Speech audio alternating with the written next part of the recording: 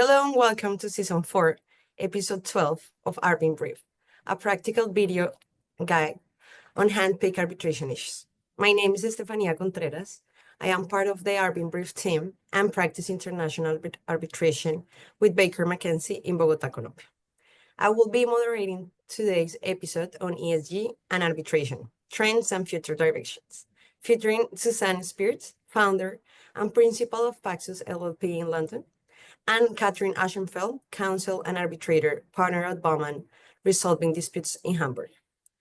We're very lucky to have Suzanne and Kathrin with us today because they are not only well-versed in the issues related to ESG, but also have first-hand experience with it in disputes in which they have participated. Let's hear from them. Suzanne, let's start with you. What significant developments have occurred in ESG over the past few months, and where do we stand now? Thanks, Estefanía. Well, we stand on shaky terrain, although just how shaky really depends on how we perceive ESG. There are at least three different ways to view the subject. First, if we view ESG as purely an investment strategy, then the terrain is still fairly stable. There's been some backsliding in the global value of so-called ESG assets under management over the past year, but the numbers suggest that many investors still see long-term benefits in measuring companies by ESG criteria. If by contrast we view ESG through the prism of global politics, then the terrain is really very rocky right now. For the past 2 decades, we've been seeing an effort to save globalization from its critics by making corporations take responsibility for the impacts they have on society and the environment, both at home and abroad. And those efforts have produced instruments such as the UN Convention Against Corruption, the UN Guiding Principles on Business and Human Rights, and various legislative initiatives on corporate sustainability that have had extraterritorial effect. And we've seen those in countries such as in Germany and in France. And then, as we know, proposals or laws that were adopted but now are in suspense at the EU level. But really, Donald Trump's second coming and his campaign against so-called woke capitalism has upended the ESG movement, at least in the United States, and also dislodged its legal underpinnings. So, for example, within just the first few months, 2 months of the Trump administration, we've seen the U.S. withdraw from the Paris Agreement. We've seen the U.S. reject and denounce the Sustainable Development Goals. We've seen the rolling back of environmental laws and policies, attacks on diversity, equity, and inclusion in all its forms, halted enforcement of the Foreign Corrupt Practices Act, and the list goes on. We've also seen the destruction of USAID, which will in turn decimate climate projects and efforts to meet the SDGs around the world. So really, given this hostility or backlash towards ESG, we'll see a lot of ESG hushing, at least in the United States. As I've already alluded to, we're also seeing the EU potentially delay the implementation of its hallmark ESG-related regulation, the Corporate Sustainability Due Diligence Directive, and they are doing that ostensibly in the name of competitiveness. So really, if we see ESG from a political perspective, the terrain is very rocky. Just the last way to look at ESG would be from the perspective of those members of society who are harmed by irresponsible corporate behavior. And if we look at it from that perspective, then I would say ESG really is here to stay. The kind of more polarized attitudes around ESG we're seeing will really mean more activism, I think, by civil society and more domestic and cross-border litigation.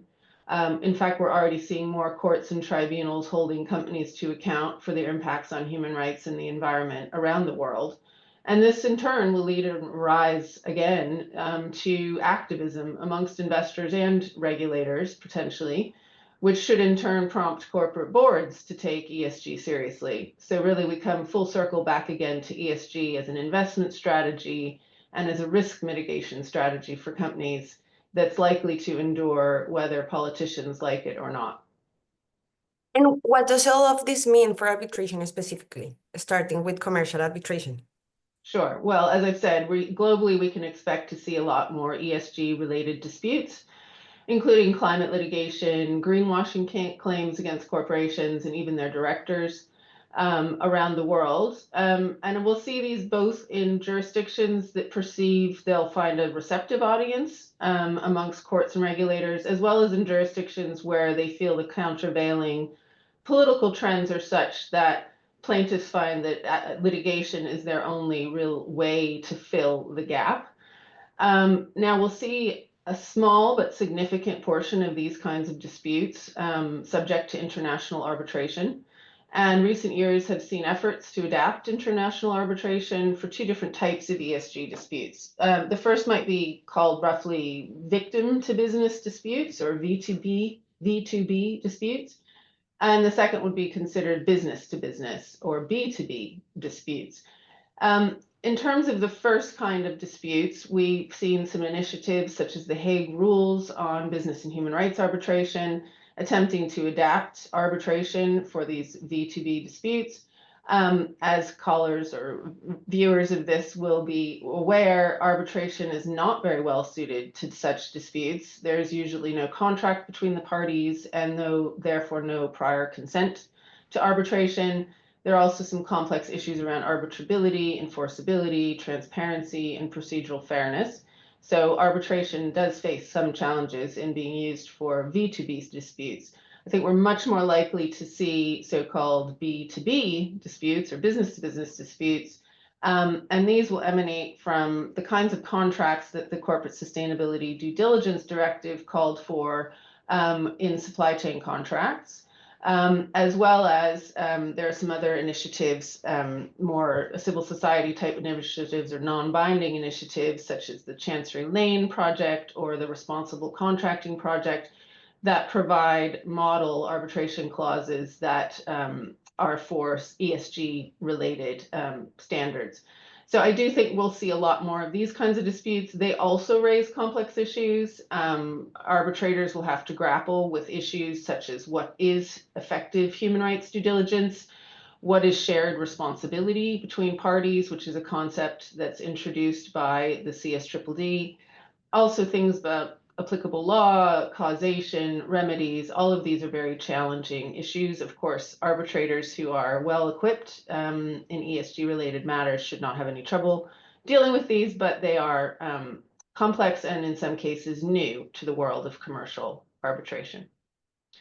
Thank you. Kathrin, do you want to add anything else regarding disputes in commercial arbitration? Yes, thank you. So I think, yeah, as just mentioned by Suzanne, a very significant development on EU level is the planned revision of the EU Corporate Sustainability Due Diligence Directive. This directive is also known as the EU Supply Chain Act. And under that act, certain companies are obliged to identify and prevent negative impacts of their business activities on human rights and the environment. And this does not only relate to themselves, but to their subsidiaries and the entire supply chain. So now the EU Commission has proposed changes to simplify the act. And these include postponing the implementation deadline by 1 year and narrowing the due diligence scope primarily to direct business partners. Also, the requirements for companies to implement climate transition plans has been softened. It has now meanwhile been decided to fast-track the decision on the implementation date, and there will be a vote in the Council this Thursday. But the decision as to the scope and content will still need to pass the EU legislative process, and therefore it will take long until EU-wide harmonized standards on ESG will exist, and this is very important when it comes to disputes. Moreover, there is a growing debate on the role of soft law instruments in ESG-related arbitrations, and Suzanne just mentioned the UN guiding principles on business and human rights, and they are often referenced, but they are of non-binding nature. Still, arbitrators need to consider these frameworks when interpreting contractual obligations, particularly in cases where national regulations are missing or remain unclear. And then third, more generally, expert evidence continues to play a growing role in arbitrations. For example, climate scientists or other ESG experts are becoming increasingly important, and consequently, there's also a need for arbitrators with specialized ESG knowledge. And what are the primary challenges in commercial arbitration related to ESG? Well, to start with, as has already also been mentioned, is that commercial arbitration only becomes relevant in respect of certain ESG disputes. So prominent climate change disputes against corporates or states or greenwashing claims have been filed before national courts and international tribunals. So the reason is that these disputes are not based on contractual agreements. However, for commercial arbitrations relating to ESG topics, there are several key challenges. I would just name a few of them. And first of all, there is no uniform standard on ESG clauses. We see that ESG commitments are becoming more prevalent in contracts such as, well, supply chain agreements, loan agreements, or SPAs. And here it is really crucial to avoid vague or inconsistently drafted clauses over, for example, representation and warranties, because this could easily lead to disputes. Also, there's an unequal ESG standards across jurisdictions create inconsistencies in how ESG breaches are addressed. There are regions like the EU that are advancing comprehensive ESG regulations, but others are slower. And therefore, this increases legal uncertainty. Moreover, establishing causation and quantifying damages, especially in cases involving long-term ecological harm, remains a major hurdle. Arbitrators will have to deal with different or new forms of legal remedies, including reputational risks or long-term effects on social and environment. And this makes disputes more complex. And then finally, procedural transparency is a challenge. There is an increasing demand for greater public access to ESG-related arbitrations. And this includes requests for publishing awards and allowing limited third-party interventions. Thank you, Kathrin. Suzanne, now talking about ISDS, what do the geopolitical developments regarding ESG mean for ISDS? Thanks. Well, during the rise of ESG, we saw efforts by governments to adapt international arbitration under investment treaties as well to accommodate ESG issues.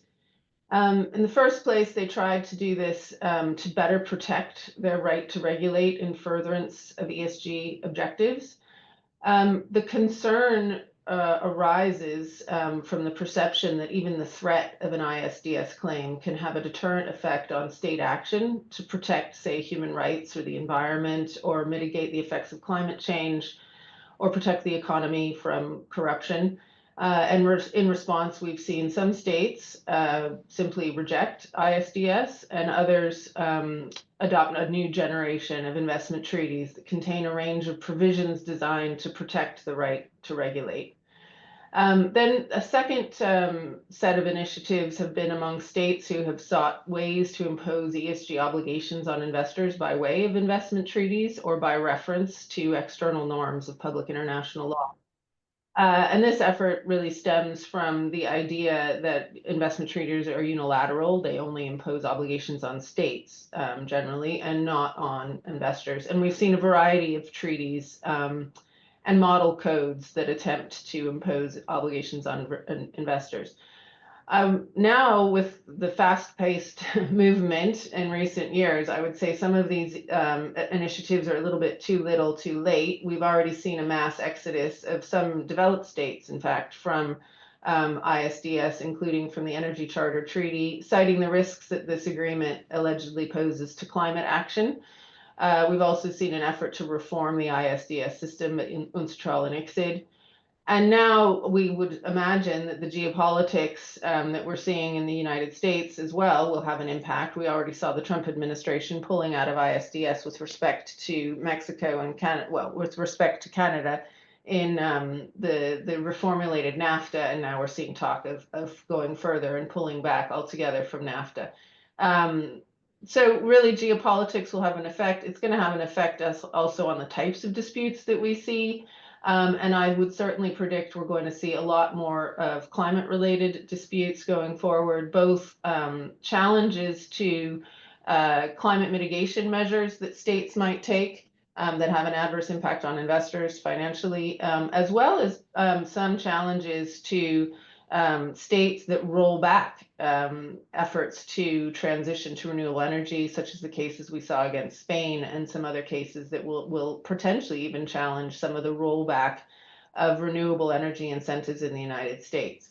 Likewise, in human rights, I think we'll see more cases that challenge by investors challenging efforts to protect society from human rights impacts, as well as efforts potentially even, and there's a case against Myanmar at the moment, in which an investor is challenging essentially the rollback of human rights protections and the new anti-democratic type conduct of a state. So we're going to see a lot more of these kinds of disputes. How should arbitrators in ISDA's cases handle the challenges of ruling against the backdrop of this evolving geopolitical reality regarding ESG? Well, as we've seen, law and politics increasingly overlap in efforts to address issues, and so arbitrators in ISDA cases may come under pressure both to frame disputes that are in fact political as legal, and therefore to introduce ESG-related norms into disputes where they don't belong, and then the opposite, to essentially reject things that are legal as purely political. So arbitrators really are going to have to be careful to disaggregate law from politics and ensure that they're drawing the boundaries of disputes appropriately. If they draw them too narrowly and ignore ESG-related issues, they could be having an excess of powers and have their awards challenged, and vice versa. So I think the issue will be for arbitrators to really understand that, on the one hand, choice of law clauses in investment treaties do require them to decide disputes in accordance not just with the investment treaty, but also with applicable rules and principles of international law, which could include ESG-related norms. And likewise, the customary rules of interpretation require tribunals to take those norms into account in some circumstances when interpreting treaties, but they need to be just very careful that they're doing that in appropriate circumstances. I will stop with I have a list of 7 ways arbitrators could take into account these issues when they're adjudicating investment disputes. But in short, I think there are things like determining whether a given investment is even protected under the treaty, assessing reasonableness of host conduct, assessing the reasonableness of investors' expectations, and so on. There are reasons why sometimes external norms on ESG would be necessary. I'll just echo something, though, that Kathrin has already alluded to, which is that in this case in particular, it's important for arbitrators to be well-versed in these issues. And I would say in investor-state arbitration, it's important that they be well-rounded public international lawyers who are well aware of what the other developments are in international law outside of the investment law context, in case those issues and that evolution is important and comes to bear on investment disputes, because we do want investment law to evolve at the same way and in alignment with the rest of public international law. Finally, and this question is for Kathrin, and which factors are expected to become more prominent in shaping business practices? For instance, can you elaborate on the new trends in contractual agreements? Yes, a major trend is increased transparency and accountability. So companies face increasingly regulatory and stakeholder pressure to disclose ESG performance comprehensively. So an example is the EU Corporate Sustainability Reporting Directive, which mandates detailed ESG reportings for larger companies. But also in that respect, there have been certain revisions suggested, including a reduction in the number of companies falling within the scope of application and a postponing of the implementation date by 2 years. And it is expected that this will remove around 80% of the so-called targeted companies from the reporting requirements. So a back step here. Corresponding with that, another key shift is the growing inclusion of ESG clauses in commercial contracts. So industries such as energy and manufacturing are embedding stricter ESG obligations in their agreements, obliging their business partners to respect human rights and the environment. and also supply chain compliance is particularly crucial. And then finally, financial markets are driving corporate ESG commitments. There is a rise of sustainable finance and ESG-linked investment products, and that has led to greater scrutiny from investors and financial institutions. And as a result, sustainability-linked bonds or loan agreements with ESG performance targets are becoming more common. Thank you very much, Suzanne and Kathrin, for this incredible, insightful discussion. We would like to thank our partner organization, 𝗔𝗥𝗕𝗙, and the AAA ICDR Case Management Center for their invaluable support in making Season 4 possible. We are also truly grateful to the many organizations that support the marketing of our series around the world. For those of you who are watching us on YouTube, our video ends here. Thank you for joining us. To see future ARBinBRIEF videos on handpicked arbitration issues, please follow us on LinkedIn and like and subscribe to our channel on YouTube. We would love to hear your comments and feedback, and you can register for our next episode on arbinbrief.com. We look forward to seeing you there. For those joining us live, we will now have a chance to pose a couple of questions to Suzanne and Kathrin in a more interactive way. To join the Q&A, you will need to join a new Zoom meeting using the link just posted in the chat box. See you there.